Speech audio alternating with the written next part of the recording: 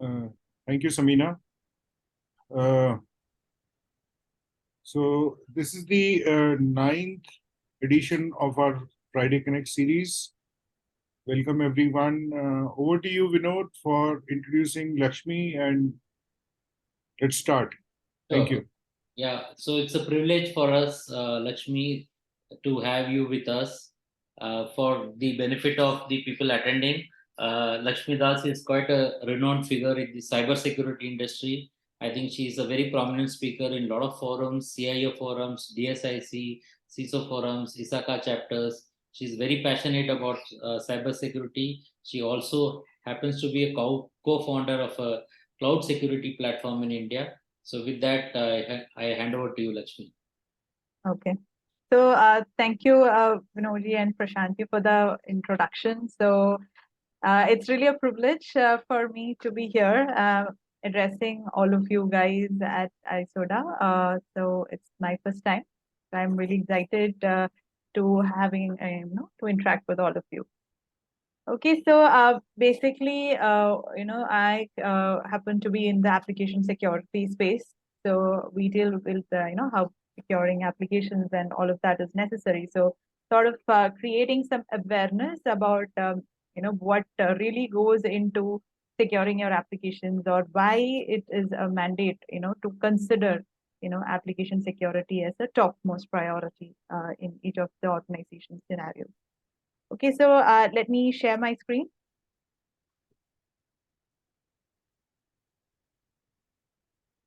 So I guess my screen is visible, right? Yes. Okay. So, so the topic for today would be why organizations should think about securing their applications. So we all know that we all live in a very much digitized world, especially post COVID, where the whole scenario changed.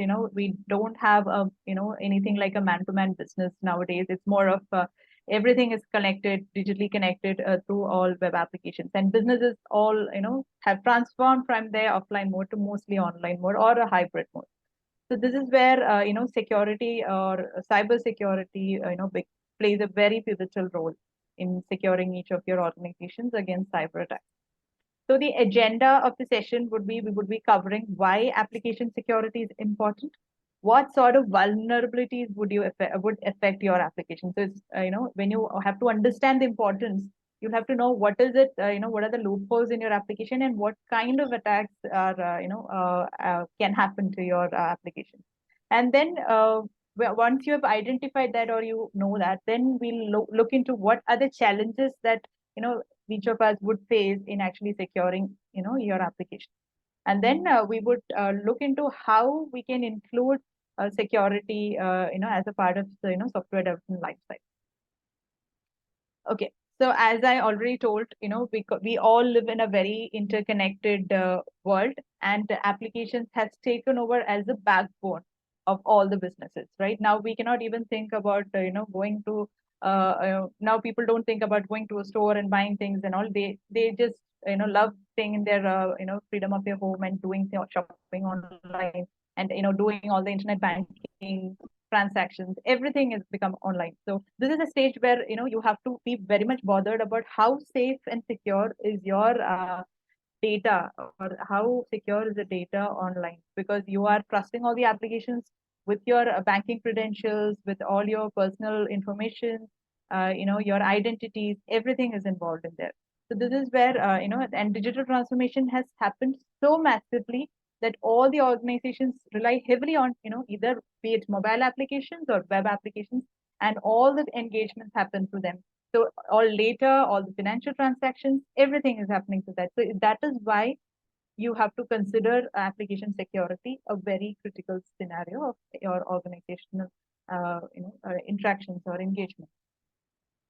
So now, applications, we all know that it's actually a gateway. And this is where to which all the sensitive, enterprise assets, like, if you're dealing with a banking application, you can see that, all your applications actually your transfer, take your credit card information, your social security number. So all of these kind of confidential data happens, all the interactions happen through this applications. So if it's a hospital, all your, medical records, everything, all of those kind of things also happen. The transactions happen through these applications, and not just the web facing, internet facing applications. There are also web based internal applications.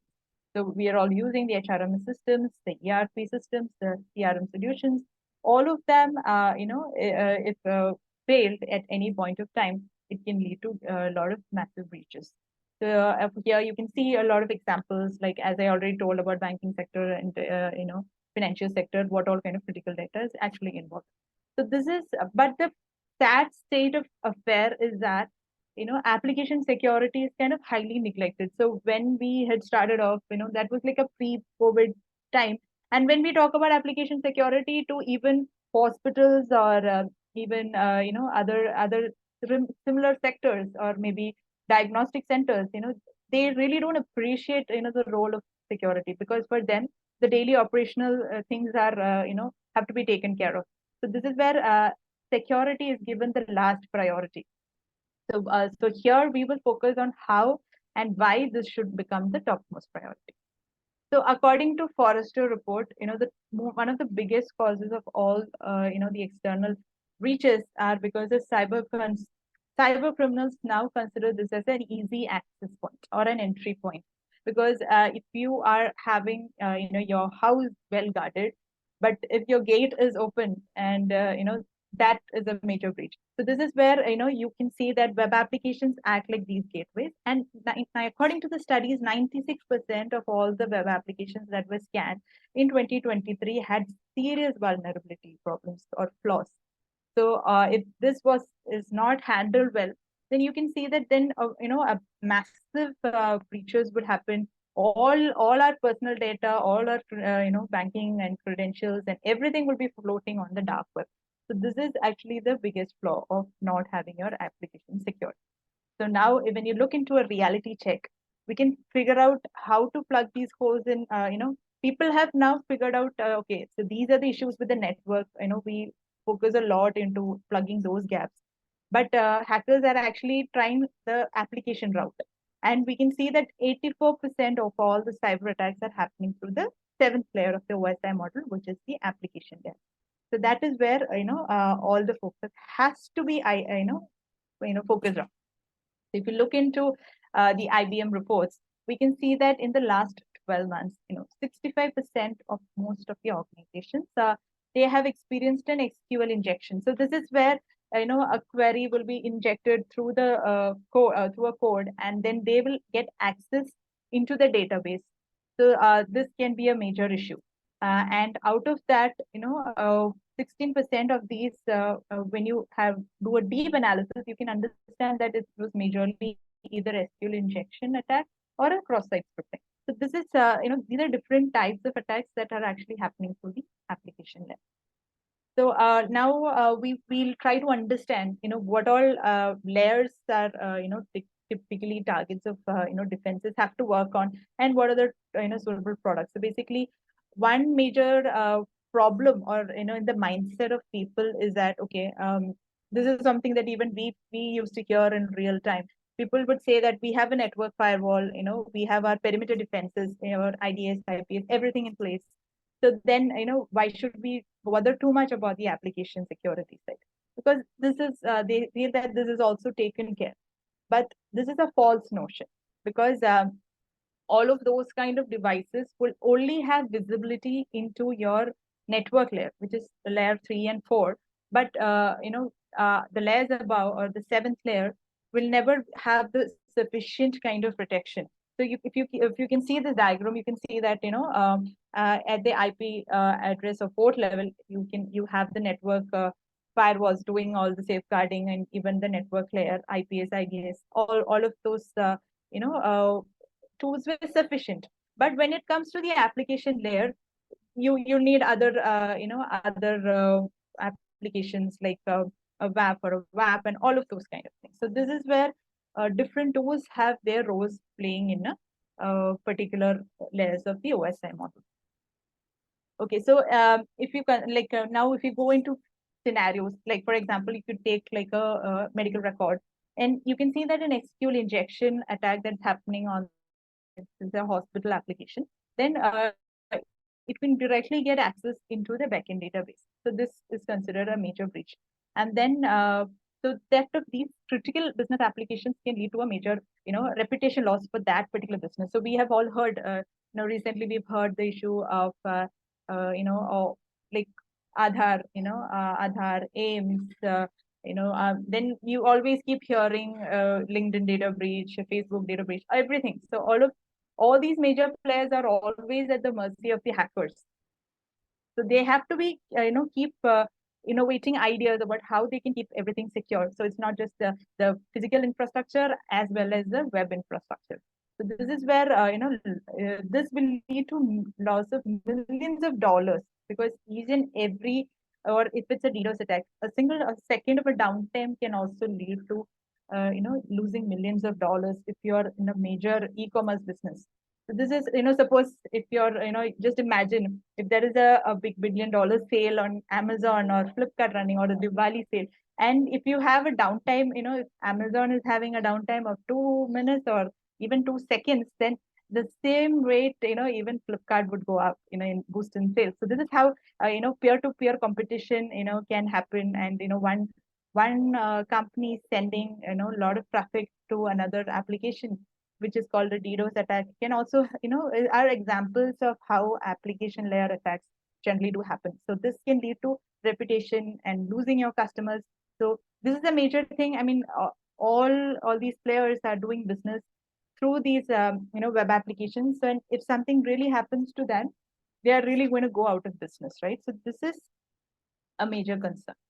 And so when you consider your organization's attack surface, so basically you can take into consideration, the number of applications that you have and the average number of vulnerabilities that you may have figured out for each application. So when you do this particular calculation, the net score is actually your attack surface. So if your application has, suppose you take a web application security statistic report, you can see that there are, across the different industries, they'll be having thousands of customer facing applications, and each of it, if it have like, 5 to 30 or 40 vulnerabilities, then that will amount to 40,000, as the attack surface. So this is how, this all these vulnerabilities are actually having an impact on your business model. So this is something that the developers might have not thought while developing their applications, because of the stringent deadlines that they have been given. So they'll be in a race to just, reach out to the deadlines, complete a finished model of the application and then just launch it. But when the security team is concerned, they'll be more concerned about, how safe is this application in terms of the vulnerability that is having, is everything taken care of. So this is something where, the development team and the security team are always fighting against each other for.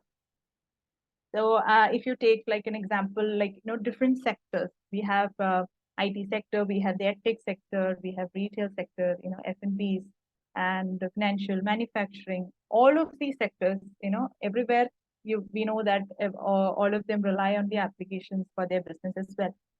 So if you consider like, if you have a critical vulnerability open for an average of 300 to 500 days, then for when you consider this case of IT, IT sector, it is, it stands the topmost in having 875, very much critical or high risk vulnerabilities existing in their sector. Okay, so they are ranking topmost in the high vulnerability sector, and the other sectors are following. So what does this indicate is that, none of the sectors or if anything is actually can be exempted from, looking into security phase. Just having a look into, two of a very it's kind of a long old cases of what happened as a result of breach. So if you take a example of a JP Morgan breach, so this resulted in a leak of one of the largest database records and it is estimated to have affected like millions of people's so their information, everything got into the dark web. So what all does information comprise of? So basically, it will have contact information. It will have their name, their addresses, their credit card numbers, email IDs, their phone numbers, everything. So all of these things is what comprises of a personally PII, or personally identifiable information. And so basically, what the attackers did is that they just got hold of a particular flaw in in the application, and they had an easy access or entry. So this is what happens if you have multiple vulnerabilities in your application. So you'll always be attacked by these kind of hackers. So I hope everything is clear so far. So yeah. So moving on to other things, and there is also another case of zero-day attack that is actually coming into picture, which is something that may not be visible to the external world. It will not have been exposed, but the hackers would have got access to this particular vulnerability, and that attack is actually called as zero-day attack. Another example is a breach of another Canadian company. If we consider, it was having like more than 20,000 usernames and passwords and credit card information. So all of this were stolen by the hackers. So this happened via a SQL injection attack. Okay, so this is where these different types of attacks are actually playing a major role in actually breaching your application and getting the data out. So I think we are all might be familiar with the OWASP top 10 attacks, and so each of every now and then it keeps changing. The risk level keep changing, the priorities keep changing. So earlier, like we had injection, broken access, sensitive data exposure, and all of that.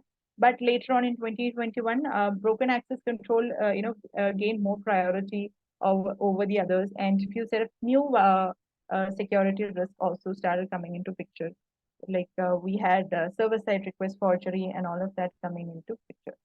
So this is a list of OWASP top 10, and this is what every application is actually compared with. If they have these vulnerabilities, this is the likelihood chance of these kind of attacks can happen, and how they should stay vigilant to actually tackle these kind of attacks.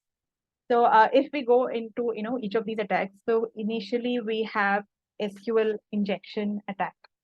So this is more like what happens here is that the actually SQL data query is actually sent to the application, and then it will do some backend tracking and tracing out of data, and this is how your database data actually gets leaked out of your system. So how do we actually deal with preventing this attack is by using a parameterized API request. So, and if an API is not, available, then if you see any like special harmful special characters in that particular query, you can just ignore it, and then also use the whitelisting for the input validation, so that your defenses are intact. So that if you suspect anything malicious, then it's always best to block it then and there. So that it's blocked at the entry level, because your application is always your entry level access layer to your infrastructure, your organization. So it's always best to block all the attacks at the entry level, rather than it infecting your system. Then you spend millions of dollars trying to solve the issues and find the root cause analysis and all of that. So it's always best to block all the attacks at the entry level. Now, post which we can look into what is broken authentication and session management. So what happens here is that the sessions were not implemented correctly. So the attackers would actually, get access of the passwords or the session tokens. So this way, they will actually have a hold of the user identity. So this they can be, used for their advantage. So this is what nowadays we cannot see that hackers are using the outdated methods. They are going one step ahead of us in using AI and ML and all of that, and implementing modern and sophisticated attacks, which we may never even think of. So this is where we always have to be vigilant and keep innovating newer methods of defense every now and then. So few of the steps that we can take to actually block these kind of session management attacks is that you could store your password as salted hashes. That means you could add some values so that your passwords will be hashed and stored in an encrypted format, so that it becomes hard to guess your password. So as a very generic security guideline, it's always instructed to have not so easy passwords, passwords with a lot of characters, multiple characters, alphanumerics, everything. So these are the generic things that everybody is told about when you take security into consideration. You should not choose any easy to guess password. Your name or your date of birth or anything of that sort should never be there included on your password, and it should never have any dictionary kind of terms. So that's one way that you can ensure that your passwords never get breached. Another thing is to stop you storing the session IDs in the URLs. So mostly the session IDs will be passed along with the URL. So this is another issue. So that in order to block these kind of attacks, these kind of steps can be followed. Another thing is, as and when your session gets refreshed, you can always see that your new session ID is created, so that the hackers don't get access to your session ID, and then they will use it against to hijack your session. Then we have cross-site scripting, which is where the application would take an untrusted data and then accidentally it will send to the browser, and then if there's no proper validation there, then this can go in, and then the victim's browser will be used to execute unwanted step actions, and then it will be redirected to a malicious site. So this is what happens in a cross-site scripting. So how would you tackle this scripting is to avoid all these kind of untrusted characters or database HTML in the HTML context. Another way is that every request that reaches your server, you can do a server-side validation, so that anything that is suspicious, you can block it then and there. So then we have insecure direct object references, wherein a developer would this is something where coding practices. So earlier we just thought of it in the development perspective. So even when I had started off as a developer, we just had things about our deadlines. We thought, okay, let's just finish it off and deliver it and be safe, and we'll do some kind of testing, basic testing, and then just hand it over to the testing team. So that was the thought process that we all had when we started off as developers. But later on, we never overlook things. What if there's some kind of flaw that is remains open-ended? This is something that we overlook as developers. So this is where an access can happen for a hacker, and then they would use it to manipulate the object references in that's coming actually into picture. So basically, how we can tackle is to use the proper authentication to access each resources. Then another OWASP opt-in issue is security misconfiguration. So because nowadays all the applications, frameworks, everything have a lot of configurations in the backend, configurations with the database server, the platforms, everything. So all the settings should be ensured that it is secure and maintained, in a real organized way. If there is something that lies loose ended here or there, then that can always lead to a security misconfiguration. So nowadays we saw that everybody was on a hasty mode. They were trying to shift to the cloud. So there are a lot of misconfigurations in their applications, and it is deployed on the cloud, and it's open to the public. So then there are a lot of chances that your application is going to be hacked. And many people have a false notion that, okay, I'm on AWS or I'm on Azure, I am not DigitalOcean, so I am kind of secure. But security is always a shared responsibility when you're hosting your application on the cloud. So this is something that all of us should have in the back of our minds, that even if you're there on any of the cloud service providers, always, they say that the security of your application is your responsibility. So this is where you should always check that all the configurations have been done in a proper manner. So everything, all the security patches are updated, and all unwanted features or unneeded codes, piece of code, everything is removed, and you have proper and defined error pages everywhere. And you don't do anything that is not required in that particular context. So yes, so major issue for all applications is always exposure of the sensitive data. So why do attackers come here? Because they have an eye on your data, because data is kind of becoming the new oil these days. So attackers can steal weakly protected data. So this can be credit card data, or they can use your credentials for identity thefts or other crimes. So this is where you need an extra layer of encryption for your application.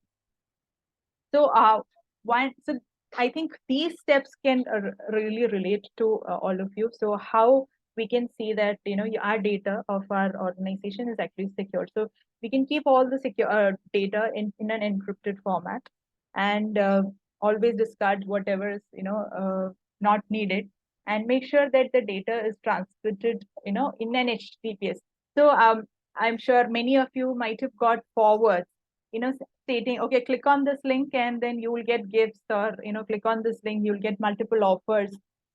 Sometimes many of us might have clicked on the link, but we never might have noticed that it is an HTTP link. So it's not a secure link. So always ensure that whatever link that you are actually going to, it is a secured HTTPS, has a HTTPS protocol in it.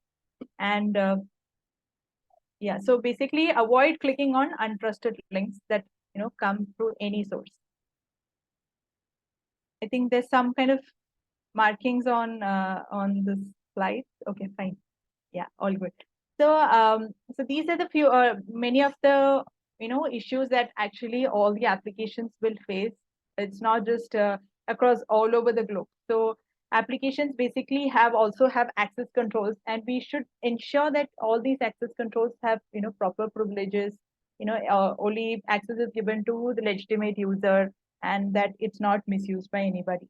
So all of these things are what can keep your system intact without actually getting breached. Then we have cross-site request forgery, wherein a victim's browser can be used, and that particular session can be used. So the attacker will force the victim to generate maybe vulnerable request a vulnerable application, thinking that so this particular request is actually coming from a victim. So actually, any one of us, we might think that we are safe. Sometimes people could access our laptops or our, computers, and then use it. If there's something happening, they've already hijacked our machines. They can use it to launch a DDoS attack in some other part of the world, which we will not be even knowing about. So these are things, that can happen if there is a major attack or a breach that has happened on your application. And so another thing is, so we all had known about the log4j or vulnerability, which was a major vulnerability that had affected almost across all the organizations across the globe, Microsoft's and IBM's, Apple, everywhere. Everybody was going really crazy to identify where all these kind of flaws or these libraries are used, because it's a very cumbersome task to find out where all which all places these libraries were used, and how it could be how the loopholes can be plugged. So this was a major concern maybe 1.5 years back, when the log4j issue actually happened. So this is something that could be tackled by having the necessary application security measures in place. So yeah, so this is another thing wherein all the redirections from your applications can be done to another malware site or something, wherein you would not even know it might look very much legitimate to you, but you might actually being sidetracked to some other website which is kind of having malicious intention. So that is another major thing. So this now we will get into an idea of how all different sectors are having issues with their applications. So if we look into the OWASP top-10 vulnerability assessment, you can see that topmost is healthcare. I mean, sorry, topmost is hospitality and government, and then comes healthcare, technology, manufacturing, and financial. So one major notion that everybody has in mind is that the critical, the most critical applications that are coming into picture are always the financial, or financial data is the most critical data. But healthcare data has a major priority, because they can never be changed. Your financial data, it can be changed. Your credit card numbers, everything can be changed. Your bank accounts, everything can be changed. But your healthcare data is always permanent. So protecting healthcare data is a is one of the topmost concern. When it comes to, so that is where we have all your HIPAA policies and all compliances being followed, where your healthcare information should stay intact. Then so this is way. So some people would think that I'm not into financial, or I'm not into any of the monetary application. My applications do not deal with any monetary data, so I do not have to think about security now. So this actually statistics would be an eye opener that will show which all sectors or domains have to really consider security seriously. So governments, so there are state sponsored attacks, so all of your government applications should always remain intact. And this is where now the latest digital data protection bill has also come into picture, where now India is also taking a step forward, like major security conscious nations like US. So yeah, so this is where this is what brings into a highlight of how each sector is actually affected by each of these kind of attacks. So now let's actually consider what are the challenges. Okay, so why security is not being given the privilege or the priority that it requires.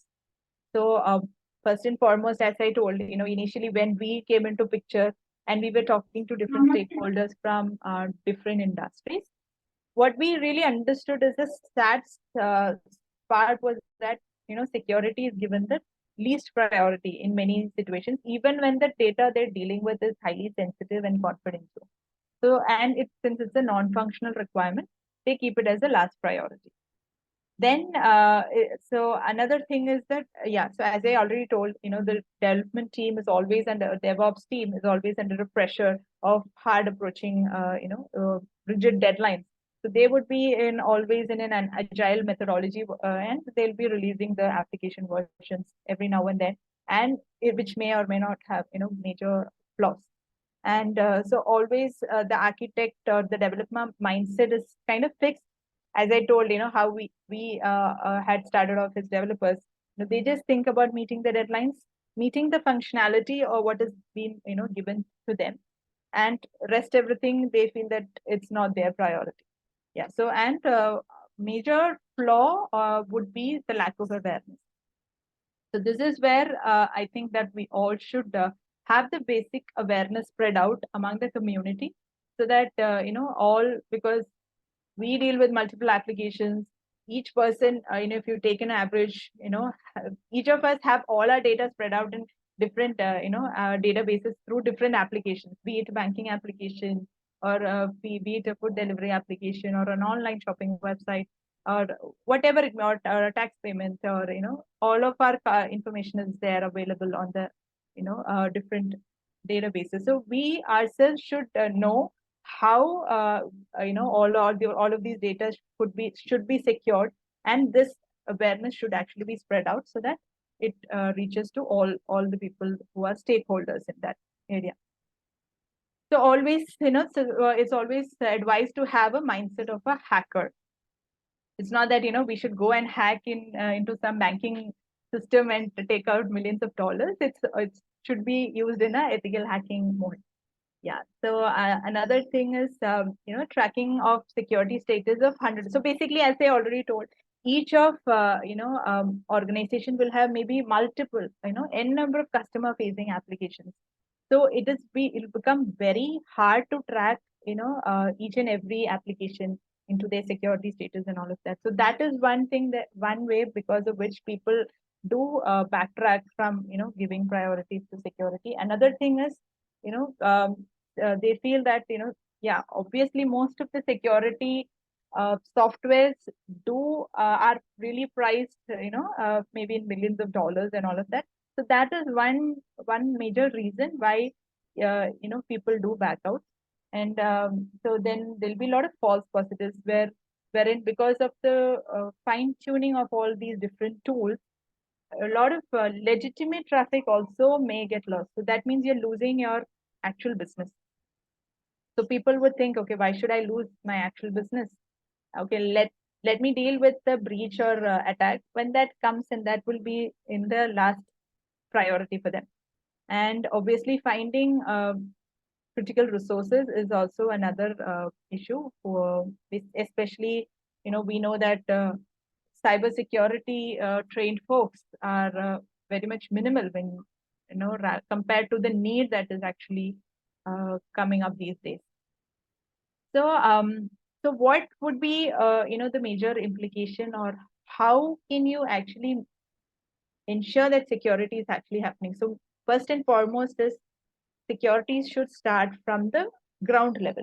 So that means it should be incorporated into software development life cycle to make it into secure software development life cycle, which is SSDLC. So this is where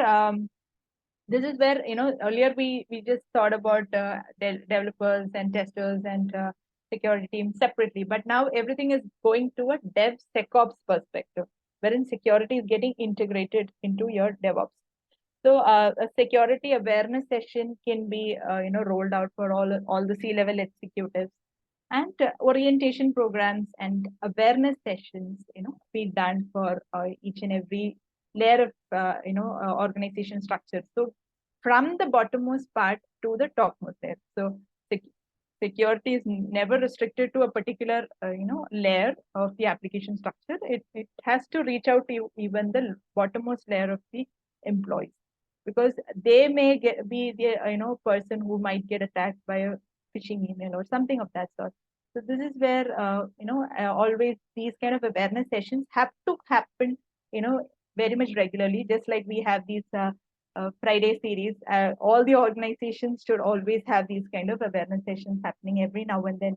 Just like we used to have, earlier days, we used to have these earthquake drills and all of that, wherein the alarm runs and then everybody is, asked to come out of their building. So these kind of things, it's high time that we do it on a regular basis in terms of security as well. So now, so early I talked about why application security is important. What are the different types of attacks that affect your applications, and what are the different steps that you could avoid, use to avoid those particular attacks. So now let's go on to a more like a holistic perspective of how each of these security priorities can be given for securing our applications. So first and foremost would be to discuss about a particular threat modeling structure. So basically, if you have to, first and foremost, you'll have to identify and quantify and address all the security risk of an application. So what all vulnerabilities it will be having, and what is the priorities, and how badly it is affecting the if there how sensitive is the data which might get breached because of somebody is actually taking advantage of these vulnerabilities. So basically you can divide it into 3 steps, is by decomposing the application and also ranking the threats and also determining the mitigation strategies for each of them. So we can categorize it as a stride categorization model, wherein S stands for spoofing identity, T stands for tampering the data, R would stand for repudiation, I would be information disclosure, and we have denial of service, elevation of privilege. That this is how we can prioritize the threats, rank the threats, how each of these threats are going to affect your vulnerability. The Microsoft SQL threat modeling tool is an example of doing this threat analysis. Then we have software composition analysis at the design phase.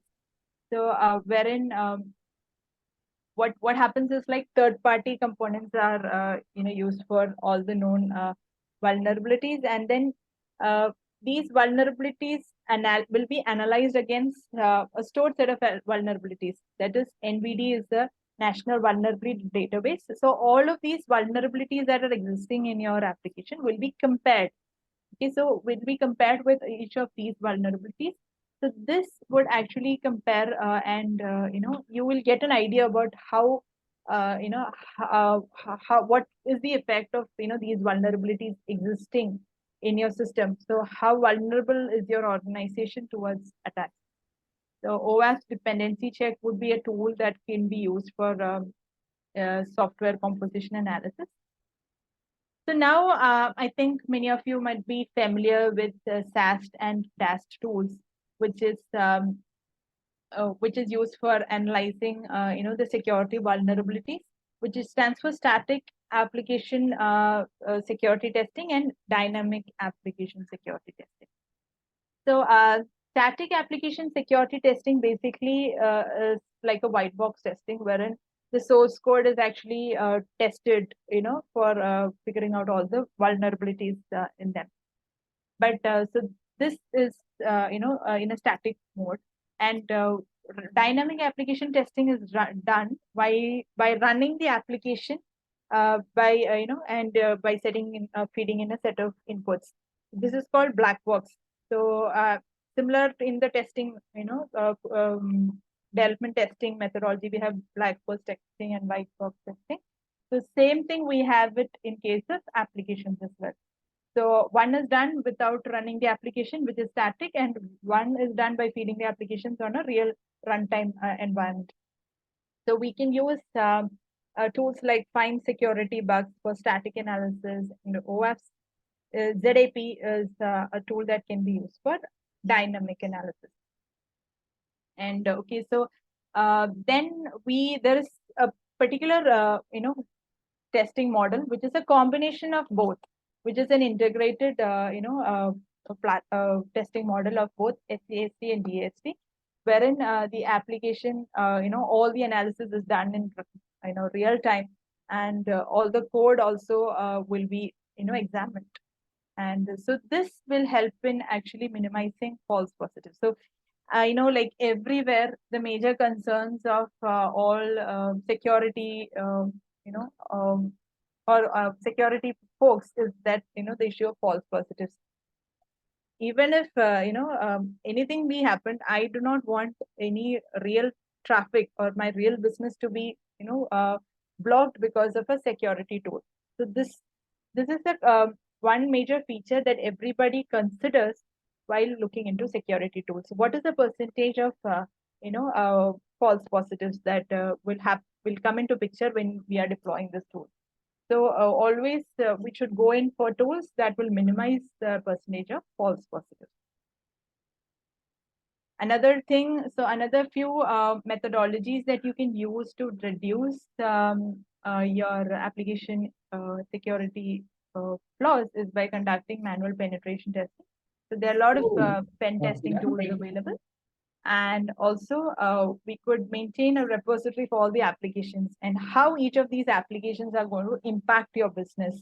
So you should test the application for vulnerabilities. You could do a VAPT testing frequently, so you could analyze the vulnerabilities, evaluate it, and also prioritize the risks and threats. And also you could allocate resources to fix these vulnerabilities on the basis of its priority. So that was all, I guess, maybe an overflow of all application security concepts and ideologies that I thought I'll share with all of you with the limited knowledge that I may have. So I hope all of you found it at least a bit enhancing your current concepts about application security. So so I'm open to questions, and also I would like to connect with all of you. So you could connect me on LinkedIn. So that's it about application security and its priority from my side. So let's try to live in a safe and secure environment for us and for others, and have a great time in this digital space. Thank you, Lakshmi. The floor is open for any questions. If someone has any questions to Lakshmi. Captain Saab. I actually, at the time that you had brought up that slide, I wanted to ask a question. Basically, I'm trying to understand if you look at the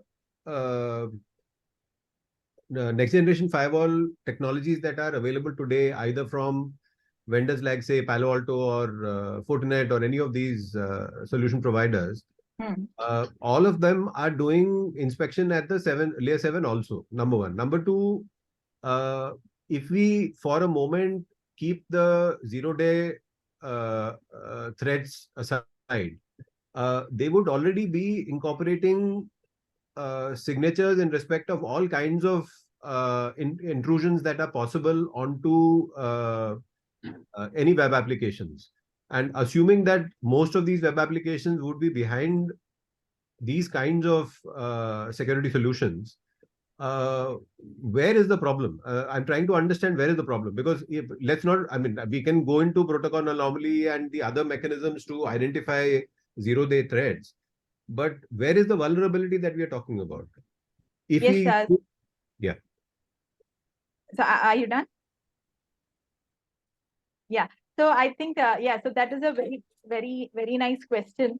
So generally people do have these kinds of notions wherein everybody would think that okay, we have a network firewall or a next generation firewall, and so this is where I was showing I had shown a picture wherein which particular tool would come into which layer, right? So maybe I'll just bring that up. Yeah.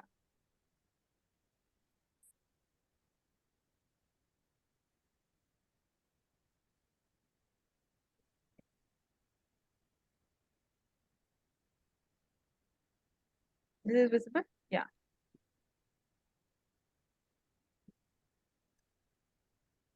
Not picking up the right slide. Okay. Yes. So yeah, so I maybe you struck this question from this particular slide. So all these next generation firewalls, intrusion detection system or prevention system, they all work in layer 3 to 4, and maybe they have some extensions towards layer 7 also. But the problem is nowadays the cyber criminals are becoming so sophisticated that they are also using AI ML methodologies to actually fabricate modern day attacks. Okay, so the next generation firewalls would have been sufficient. Maybe it was some kind of OWASP opt-in wherein you can just filter it out using the rules and signature models. But how will you figure out these attacks based on its behavior? Because they wanted to foolproof the system in such a way that it should always look like a legitimate traffic. So that is the mindset that with which they are fabricating these kind of attacks. So for that you need advanced tools like a WAF, a WAP, or all of those kinds of things in the application layer itself, which will identify the behavioral patterns, and not just on the rules and signature. It should identify the behavioral patterns and analyze that these are malicious and these are not. This is beyond the capacity of a next generation firewall. Okay, so that is because of the lack of visibility they have into layer 7. So because of the the protocols being used in layer 7 and all of that, you need proper visibility. So nowadays applications are going into applications are being containerized, and they're going into microservice based architecture and all of that. So the next generation firewall, because there's always an evolution. Earlier, you if you just dealt with your OS top 10. When the early days, if you thought about, everybody for security was synonym to antivirus. That was sufficient. But then came in the network firewalls, the next generation firewalls. So as and when the threat landscape, because the threat landscape is evolving day by day, and nowadays second by second is changing. So for that, you need a modern and sophisticated attack protecting device. This is where devices like a WAF and things would help in securing your application. Ma'am, in continuation of that, the use cases that you spoke about, is there anywhere we can understand what was the actual methodology that was used to infiltrate? Because doing it on a very overview level, one doesn't really know where the vulnerability was and what was it that was exploited and which resulted in the breach.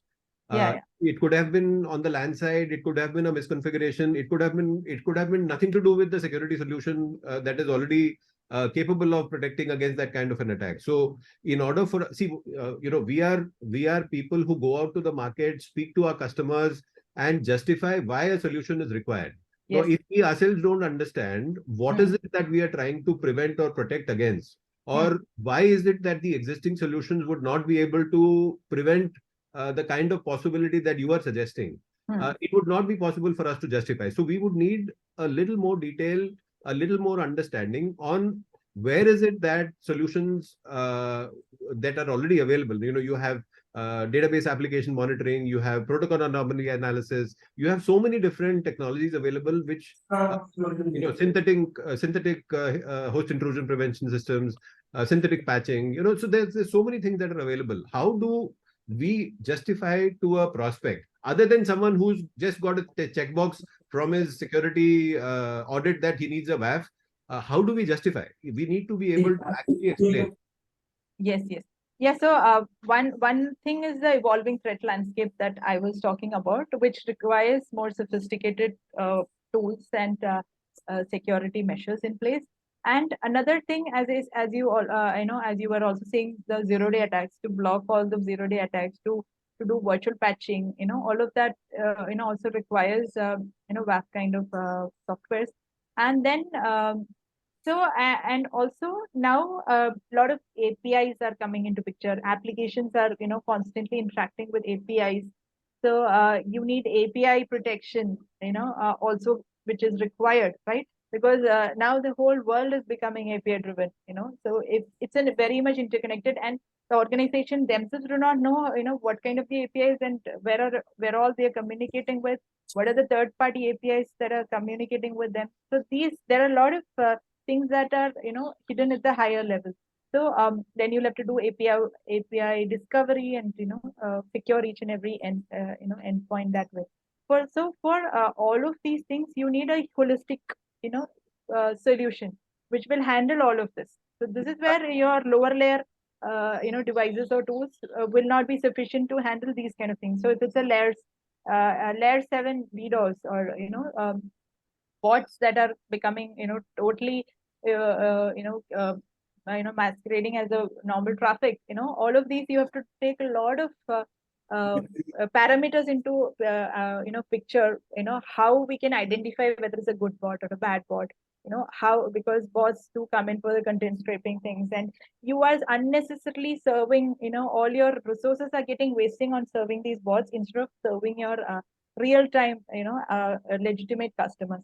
So for all of these, you need more intelligent tools, because as and when people are the hackers are becoming smarter, so your protection defense methodologies also have to be smarter, one step ahead of them. So that is what is expected from the defense point of view, right? because so this is where every time we have to keep innovating, and whereas some of the modern day technologies, even layer 7, they might be outdated in terms of the security models they follow. So everywhere you will have to go according to what is the latest. You have to understand what is the latest threat landscape, and which all tools are uh, architectured in the way to handle these kind of modern day attacks. So this is where we have to keep identifying and relating to those kind of products more, so that we can have a secured application. Maybe Lakshmi, if you can also talk about that DDoS attack happened at the GMR airport. So if you can just explain that attack and how your solution has prevented it, it would all of us will have a clear picture that how we can position and what kind of attack it was. Okay, yeah. So, Manoj, just talking about how a WAF was able to protect against the layer 7 DDoS attack. So That's there was one of the this. use case which we can always talk about. Yes, yes, definitely. Last April there was this huge DDoS attack which was launched by a group called Anonymous Sudan. So they in alliance with a Russian hacktivist group. So they were anti-Muslim communities, and all of them were in Muslims were in minority there. So they were tracking all those kind of countries. So India, Israel, they started from attacking US airports and all of that, and they came to India became the next target. This is where they targeted airports like Cochin, Hyderabad, Goa, Delhi, and Airport Authority of India. So this is where our WAF could actually secure entire GMR group. So they never faced any downtime. Because the other even the international vendors like Cloudflare or Akamai could not actually block these kind of attacks, or they could not realize that this spike in traffic is actually DDoS attack that is actually happening. So and the result of which the applications had a major downtime of 6 to 12 hours or more than that. So this is where smart and intelligent tools like a WAF can actually play a major role in securing the critical infrastructure of a country. So the next day, the same kind of attackers launched a major attack against the hospital infrastructure of the country. So again, we were securing a few other major hospital groups as well. So they remained intact. Nothing happened to their infrastructure, not even a single second of downtime. So this is where the most modern day tools can play a very much pivotal role in actually blocking these kind of sophisticated attacks that happens on a massive scale, and that too most unwanted or unexpected mode. Yeah. So This solution that you're talking about to a DDoS attack, is that restricted only to the web application firewall component, or do you also use a hybrid methodology where you're using rerouting of traffic and things like that? Because at a point in time, if the size of the connection gets overwhelmed by the size of the DDoS attack, what will a WAF do? yeah, so basically it will also send out alerts to the infrastructure, network infrastructure as well, to handle all the layers 3 to 4 attacks, and layer 7 will be tackled accordingly. So that is how the DDoS part gets handled. And apart from that, it's a unified holistic solution which handles not just the application layer security, but also, as I said, it also looks into API security, DNS security, then the load balancing and all of things. So that is how it's becoming a unified platform. So this is what we need, more like a one-stop solution to all your application security requirements, and which is on the modern day architecture. No, so are you suggesting that it is not one does not require to go for a scrubbing center service when one goes for a WAF from your solution? Because that's not practical. Yeah, so basically that's what I was saying. So always, the layer 3 to 4, the traffic, the outstage and those traffic has to be handled. So you need scrubbing centers as well as you need a holistic support, of these kind of applications, security softwares as well. That's what I'm saying. I mean, it should be something that can blend or seamlessly integrate with other tools, because security is not never at one point. It is, all the different layers has to be secured. And you have, as I said, as you can see in the picture, you can see, the network firewall and IDS, IPS, coming in the network layer and the port, securing the ports and all of that. But for the application layer or the layer 7, you need all the other tools has to work in a integrated way with these kind of solutions. So that's what I'm saying. It has to integrate seamlessly with all the other solutions. Where does DAM come into this discussion, ma'am? Does it come into this discussion at all? I will have to check, where exactly that would be coming, and maybe I can get back to you on that. Right.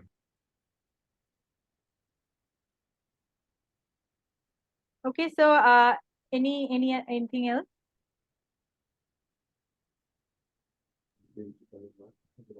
Any other questions? I think we have overshot the time. Thank you, Captain. Thank you, Manoj, for asking the very relevant questions. Thank you, Lakshmi, for the insightful session. I hope it's nothing, it's never complete, but then everything is required in bits and pieces so that you are able to absorb it actually. Yes.